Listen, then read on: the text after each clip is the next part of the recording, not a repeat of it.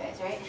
Are a blend of sacred herbs like they would use in a traditional lodge, but this is a modern sauna, but still having the herbs and the water helps evoke some of those same sensibilities and helps make it even more of a transformational experience, even beyond the metabolic changes that are happening from the temperature and all the adaptations that the body's making, activating that kind of spiritual memory of those times I spent in the Temazcal and in the sweat lodge, and so enhances the experience.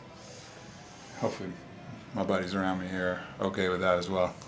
It beats the sweaty balls and foot smell. It would smell like otherwise.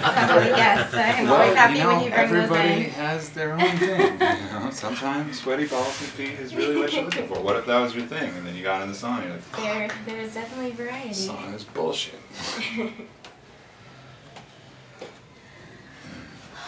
One of the things I wanted to ask you was, I feel like a lot of men that are hitting that, hitting age, let's say between like 35 and like 50 years old, a lot of them start to lose their confidence. And I feel that can end up playing into their sex life, their energy's low, stamina's low, sex life is low. Like, what is your take on like men that lose that are starting to lose that energy or stamina, or well, I think it's a couple issues. One, I think at that age men have achieved the physical, like the material accomplishments that they've been looking for and realize that it hasn't brought them satisfaction, so that egoic drive to achieve something material, like have the job or have the wealth or have the security, which is this single-minded focus that everybody brings into that stage of life. When you arrive there and you're like, oh, I got everything, or at least close to what I was working for, now what do I do? Yeah. So I think there's some, when you're motivated to prove that you can be stable and get a job and make money or whatever, and that's your primary motivation, if you get that, then you lose motivation. Like, even if you can try and push it out, like, oh, I want to make more money, oh, I want to kill it even more, but eventually, even those people, like, eventually you get materially what you were looking for, and then you realize that maybe that wasn't the goal all along. So I think those people are in a transition of understanding what the next motivating thing is going to be. Right.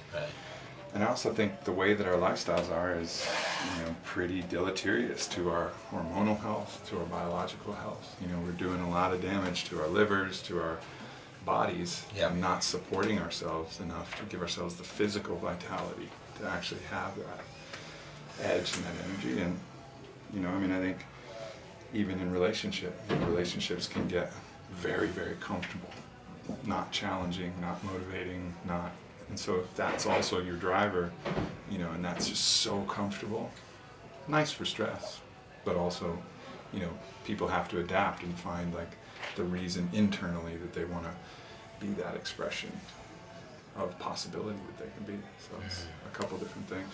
Well, yeah, maybe they even just think like, okay, this is it, like this is my life. I go in, I clock out, this is the way I kind of, and they don't ever make like a radical shift or think that there's another level that they can reach of happiness in their life, and challenge and fear. They just, maybe they're afraid to go and try something new. There's always a growth edge, but it's going to shift, and it's going to, and I think that's something important to remember is like, as these things that you've been working for, as you attain those and as you achieve success in certain metrics, like look at the other areas, look at your heart, look at spirit, look at all of the other ways that, or maybe it is your physicality, maybe you haven't been taking care of your body, maybe that's the edge, so you have to be willing to be flexible to divert your attention and motivation into a variety of different areas. Yeah.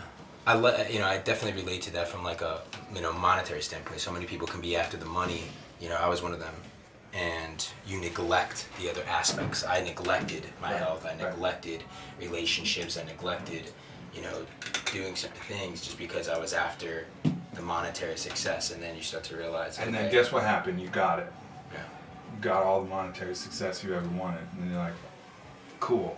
Now I got to start working on some other shit. My mother was a professional tennis player, won a lot of championships, and I've been around athletes. There's a depression that will follow from even winning the championship. Wow. Like even people who like win the Super Bowl or like win Wimbledon, there's like a lull, and a down, because like that's all they've been fucking Because they working attached. for. Yeah, they attached. Well, and that's themselves, that's been the thing that's gotten them out of bed. It's been the thing that's, you know, driven them to that point, and then they get it, and they're like, oh, I got it. Now what do I do? You know, and you know, for a lot of people, well, on to the next season, and they're able to just project another little goal. Yeah. But I think, you know, even in those lulls, obviously, if you're on a season, you know, it's a little bit harder to take too much of a break. But a lot of the great successful athletes and really people that I admire, they'll take those periods after a championship win or after the season's over and explore something else radically. You know, like go down to Peru and experience, you know, some of their own internal fears, or go to a yoga retreat, or go explore something different, so that they can allow the flexibility to not just be of that singular focus, because anything that's a singular focus is going to be disappointing. Right. You know, because eventually you're going to get it or not get it, but it's not going to be holistic to all the opportunity that we have. Right. I went through that with, not as like an athlete, but when I sold my company, you know, like Elite Daily was everything. And after that, I went through now what, and not knowing what my purpose was going to get me going. Yeah. I feel like I went through that. People can't even fathom that you can sell a company for $50 million and then be still like kind of bummed. Yeah. Right? Like, you know what I mean? It's like, it's not even because everybody's so focused on that thing. Right. They put that on such a pedestal. Right. If I had that, or if I had that girl, or Yeah. if I had that thing, like, I'd be happy forever. Like, never be sad a day in my life. Good luck. Go get it. Yeah. Talk to me after you've gotten that thing and tell me if that's still true. You know, and I think that's part of one of the ways that we learn. We learn also by getting exactly what we want and then asking, like, is that everything is that really everything I want? Right. You think about someone like Steve Jobs being on his, what are your thoughts about Steve Jobs and what he did in the world, and then you think about the letters and the messages that he left behind for all of us, you know, still seeing how Apple has been this like amazing pioneer, such as created a movement that he left behind, but in his last breaths kind of trying to get people to become awake to just the presence of being happy and, you know, actually taking time away for yourself and figuring out with the simple things in life, because he was one who was that overachiever, always continuing to. Well, he folded all of his cards for a goal.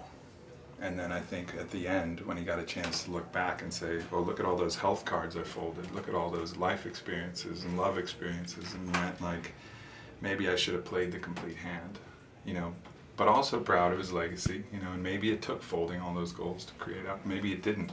Maybe actually if he would have embraced a more holistic approach, maybe Apple would have been even better. Maybe there would have been less resistance. And that's, I think, a myth that we have. We have this idea that we have to give up everything to get the thing. But maybe we don't. Like, Steve Jobs was fucking brilliant and incredible and ingenious. Did he have to be that maniacal? I don't know. Maybe, maybe not. Maybe he didn't. You know, maybe it wasn't what helped him. Maybe he could have had everything. Who have been your teachers that have helped you to tap into this enlightenment, or just into who you are as a person? Because I think you even have a quote about enlightenment, that there's no such thing as just being you, who you actually are. Like, who, you know, how did you tap into that during, you know, all the years of being, you know, building on it? Well, I mean, the first thing was experiential through the plants. You know, through that first psilocybin vision quest I did when I was 18, which was almost 20 years ago, through a consistent process of working with the plants, unlocking my own higher wisdom. And I had different teachers at different stages. Toltec wisdom was big for me.